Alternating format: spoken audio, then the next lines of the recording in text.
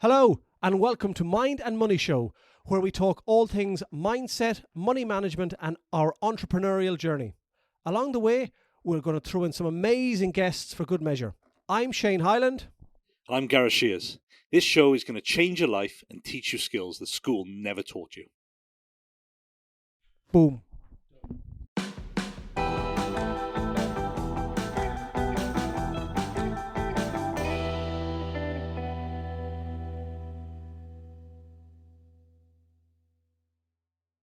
You've never had a Burger King?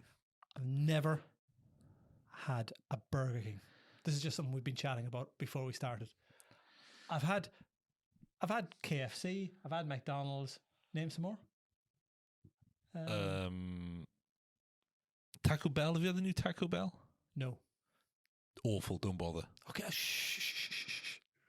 Well, it is awful. Like Never had a burger. it all falls apart, and you're just going to get a bit of a mess. Is it odd that I've Yes. never had a burger?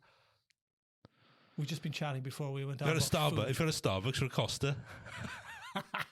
I know Burger King's not one of the bigger chains, but that's definitely one after a night out that was in Cardiff, up by the castle, the big Burger King up there. XL bacon double cheeseburger. I've had a Supermax. See, nobody would understand who they are. I feel a sense of achievement or pride this week because I think we won't mention anything, but I noticed that some people in an organisation started to copy a bit of the stuff that we did, and it was a bit flattering that Oh yeah, literally ripped off the front page of our website. Yeah, give us a call if you want the rest of the content. We'll send it over to you. Yeah, you can just you've obviously looked at our website and rip it off anyway. So, but don't worry, the website's changing. It's changing. So you can have all that content because that's all fashioned and out of date. I think in the past I would have been a bit peed off, but as somebody said before, I'm still peed off. Yeah, it's a form of flattery. But the organisation don't have that much money to do things like that They themselves. have a lot of money. It's 3 letters to the company as well. But we won't get into that more detail. But best of luck with the they've website. literally just launched their website as well, which is the worst thing. Like I has had that on there for 4.5, 5 years. Well, they've reworded theirs, haven't they? As a result. Well, they haven't reworded the front page. It's exactly the same. No, they've reworded theirs to copy us. Oh yeah. Anyway, flattery. Yeah, Flattered. you're very welcome. Annoyed. But there we go. But anyway, they can keep it because we're changing anyway. They can have that if they want. Talking about annoyance, can I say some? And I have got some numbers. I think Price in my of fuel, is it? head. Price of fuel, yeah. Wow. And you'll know more about this being a mortgage expert, but the amount of stuff I see on social media now about recommending, I don't know if that's too strong a word or not, people to come out of a mortgage deal that they're in at the moment to tie in a new rate. Now, you know more about this than me, and I'll throw some figures out that I worked in my head earlier, but to me, I'm not sure, one, from the terms of our financial side, if it's compliant, and two, if it's morally correct, because we don't know what the future rates are going to be, but people are telling people to fees that you paid last year, pay them again this year, set up new mortgages, pay penalties to come out based on what might happen in the future. Yeah, I'm not. Actually, I am. I don't know where they're coming from with this, because you've done the figures and it doesn't seem to work. I like I say, I can only come at it from the point these people are just trying to churn for whatever reason business, because I can't see why you're going to come off a rate you're in at the moment, which is probably pretty low, into quite a lot higher. And actually, we don't really know what the future holds, because what we've also got to bear in mind is rates are a little bit artificially high with lenders at the moment. And I've said this numerous times. It isn't just because the base rate is moving. Yeah. Yes, the base rate is moving and it's going up, and it's going to continue going up. We're probably going to have another couple of rises this year, I would say. But don't get me started on the fact that doesn't help anything.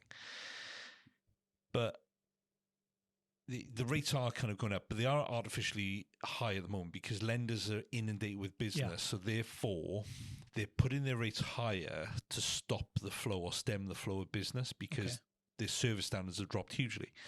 And that's what people are not kind of taking into account. But to actually pay an early redemption charge, which could be anywhere up to 5% to come out early, to move somewhere else and pay more fees.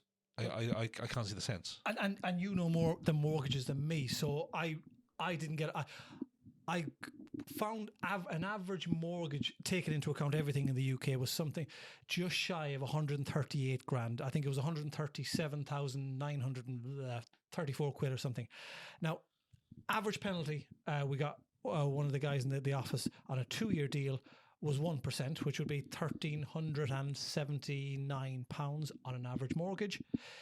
If you pay usually on a 2-year deal a fee, it's usually £995. So if you're going into the first year of done, you've paid that fee. If you paid a fee last year for a deal and you're going to pay a new deal, that's 2 times £995 plus the £1,379 of a penalty. So all in all, to get a new deal, you're technically paying £3,369 for a new deal. And on a 20-year mortgage, I know the term is irrelevant, on that average 137,934, a 2% mortgage would be 697.79 a month.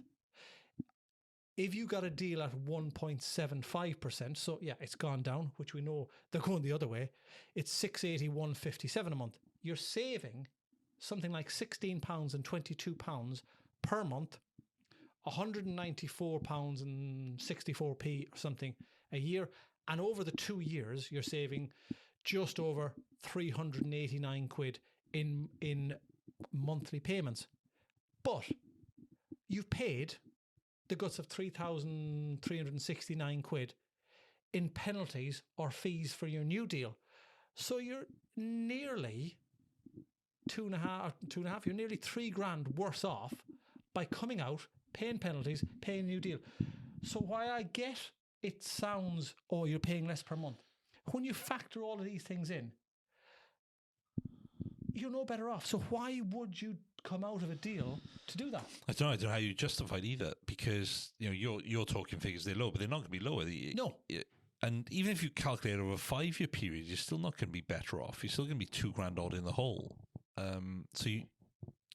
They must be speculating that when you come off your 2-year deal in a year's time, the rate's going to be so much more higher, which we don't know. That's like pretend you got a crystal ball. All I can think is they're trying to assume that, for example, when you come out of your 2-year deal in 12 months' time, you're going to be paying 3.5% compared to 1.5%. And their idea is if they could book a rate now of 2% or 2.5%, they're saving you that 1%. But you'd have to have a hell of a hefty mortgage for those figures to work out. Well, actually, I don't even think they would work out even if you did it that way. I'd love to know how they're justifying this. You've used a big word there. So anyone who's doing it, please stop.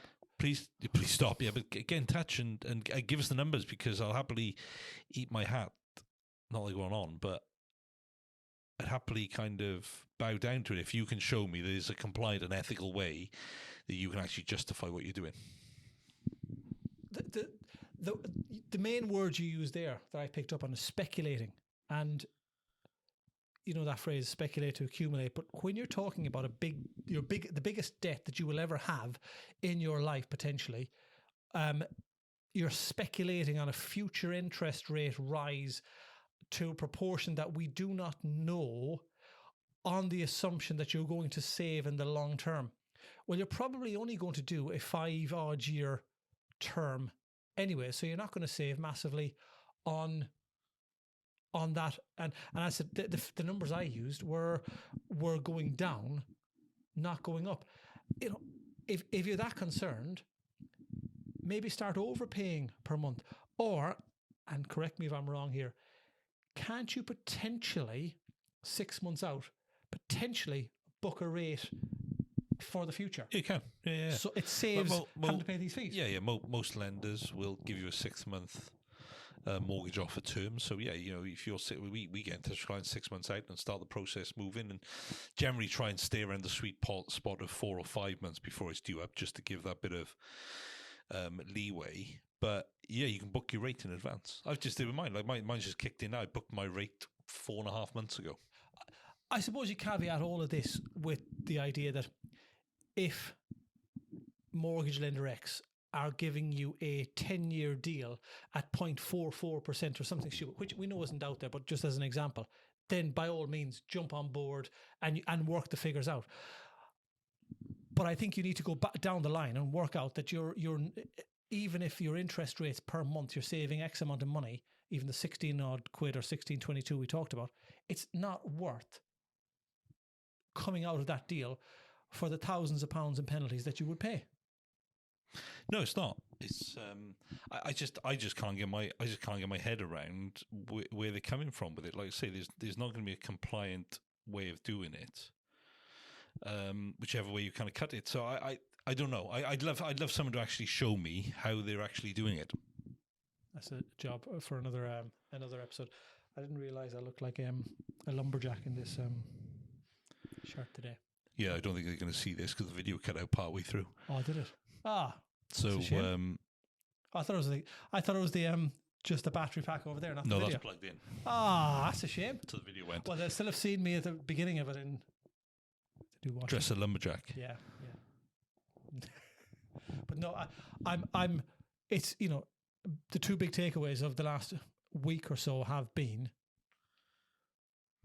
Flattery of imitating us, which is superb, and other individuals and companies doing something that, whether their compliance has signed off or not, I think is technically not correct for Joe Public. And Joe Public need to know their numbers correctly before they're doing this, because saving per month by paying a large lump sum is technically may not work. Yep, exactly.